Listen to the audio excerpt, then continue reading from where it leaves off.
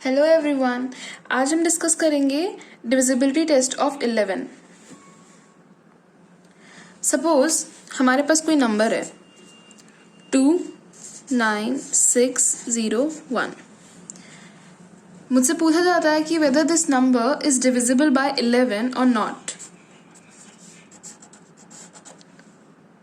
तो मैं इसका लॉन्ग डिवीजन मेथड से रिमाइंडर कैलकुलेट करूंगी और अगर वो 0 आ गया देन 29601 is divisible by 11.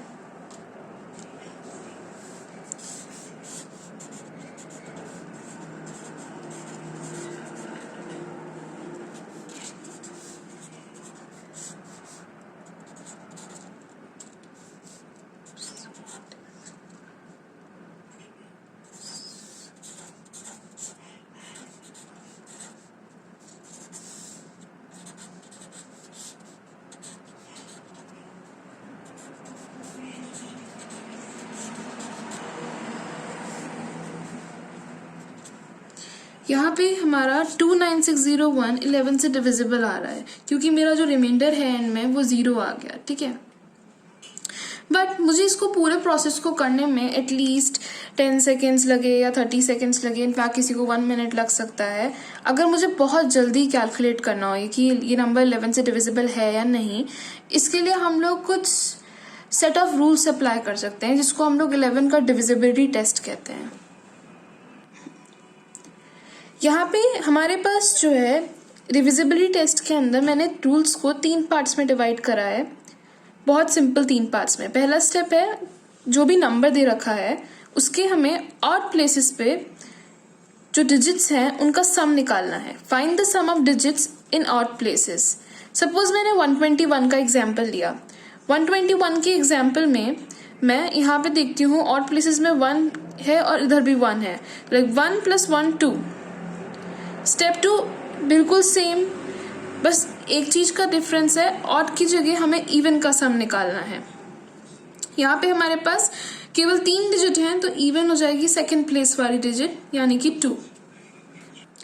अब हम आते हैं थर्ड स्टेप पे। अपने थर्ड स्टेप में कुछ नहीं करना, जो पुराने 2 स्टेप्स हैं उसी के से आगे बढ़ेंगे हम लोग।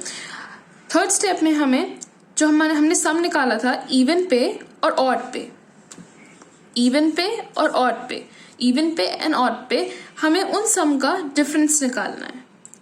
अब डिफरेंस निकालेंगे यानी सब्ट्रैक्ट करना है। सब्ट्रैक्ट करेंगे तो रिजल्ट होंगे 2, या तो 0 आएगा या फिर 0 नहीं आएगा। अगर 0 आ जाता है then it is divisible by 11। इसका मतलब तब वो 11 से डिविजिबल है, और अगर 0 नहीं आता है then it is not divisible by 11।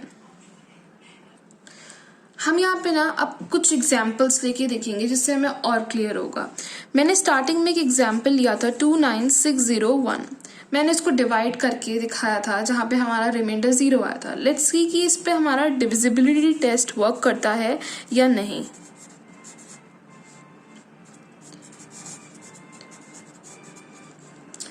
तो स्टेप 1 के हिसाब से हमें सबसे पहले ऑड प्लेसेस पे सम निकालना है डिजिट्स का। तो ऑड पे हमारे पास 1 है, 6 है, 2 है।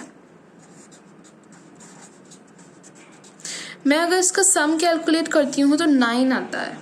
स्टेप 2 के हिसाब से हमें इवन प्लेसेस पे सम निकालना है। इवन पे हमारे पास 0 है एंड 9 है। अगर मैं इसका सम करती हूँ तो मेरे पास फिर से 9 आता है। स्टेप 3 में हमें ऑड सम जो निकाला था और इवन सम जो निकाला था उसका हमें सब्सट्रैक्शन करना है। Subtraction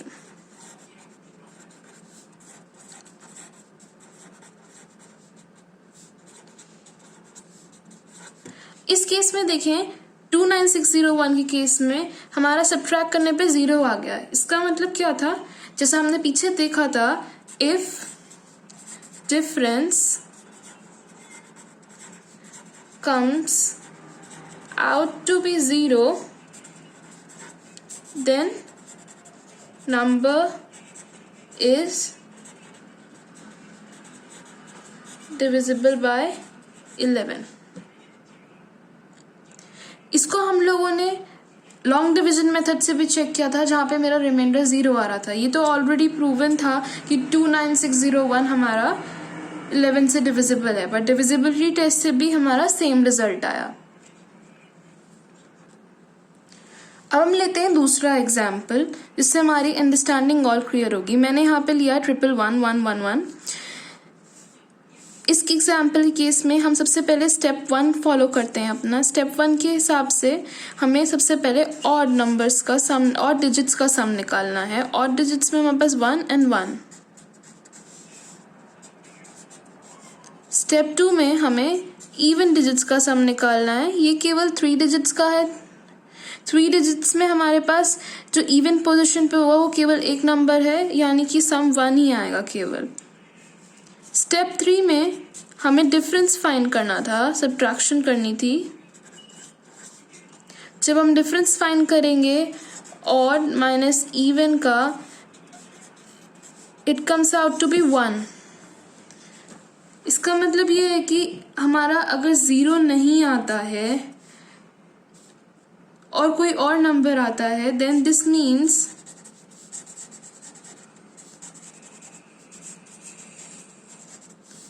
one is not divisible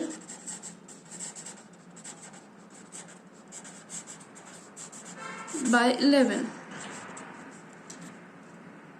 हम इसको क्रॉस चेक भी कर सकते हैं। क्रॉस चेकिंग के लिए मैं इसको डिवाइड करके दिखाती हूँ। यहाँ पे हमारे पास रिमाइंडर आ गया 1।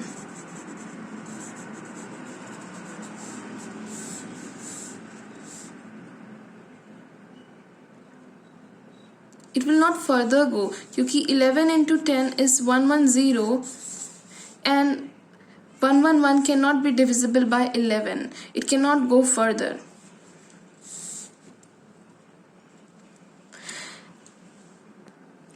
हम अब लास्ट एग्जाम्पल लेंगे 9999। इसमें भी हम सबसे पहले स्टेप 1 फॉलो करेंगे। स्टेप 1 में हमें ऑड नंबर, ऑड प्लेसेस पे निकालना था। That will be 9 and 9। 9 plus 9 is equals to 18। Step 2 में हमें इवन प्लेसेस पे निकालना था। 9 plus 9 is equal, देखो 9 plus 9 is equals to 18। Step 3 में हमें डिफरेंस कैलकुलेट करना था। तो यहाँ पे ऑड माइनस इवन करो, इवन माइनस ऑड करें तो 18 minus 18 is equals to 0। 0 आने का मतलब क्या है कि 9999 is divisible by 11। इसको हम अगेन क्रॉस चेक कर सकते हैं कि 9999 हमारा 11 से डिविजिबल होगा या नहीं होगा।